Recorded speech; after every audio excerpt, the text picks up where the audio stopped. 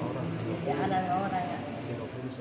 Bisa dijelaskan dulu Ustaz bagaimana kapan didirikan ini masjid? Alhamdulillah, saya sebagai imam di sini sejak awal didirikannya masjid ini itu tahun 2015. Kalau 2015. dibangunnya itu 2014 mulai, kurang lebih 1 tahun. Kemudian masjid sudah ditempati 2015 dan alhamdulillah berdiri di tengah-tengah masyarakat Teluk Baru di Jalan Pacinan Raya Makassar.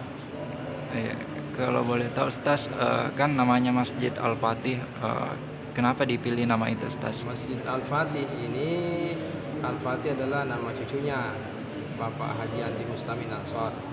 Beliau punya anak 2.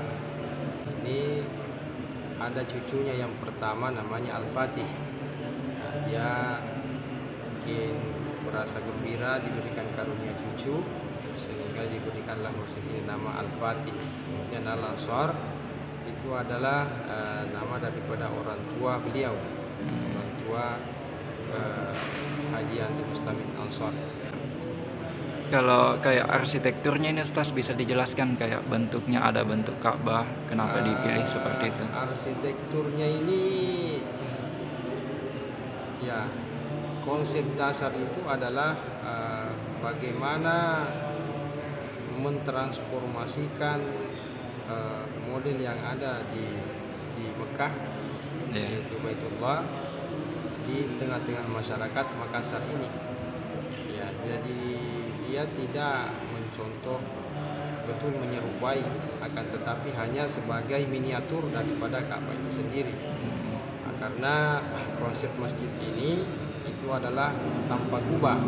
Iya. Ya, tidak ada kubahnya. Nah, jadi agak berbeda dengan pada umumnya masjid-masjid yang ada di Indonesia ini dengan konsep yang ada kubahnya.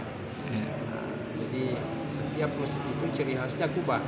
Akan tetapi kalau Masjid Al-Fatih Al-Ansor ini, atau biasanya orang mengatakan Masjid Ka'bah, ya itulah sebagai ciri khas adalah miniatur Ka'bah yang ada di sudut timur, yang sebelah kanan di belakang. Iya. Selain salat 5 waktu, apakah kayak ada pengajian atau ada kegiatan lain di masjid ini?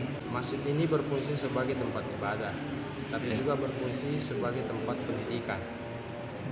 Bahkan berfungsi sebagai kegiatan sosial masyarakat.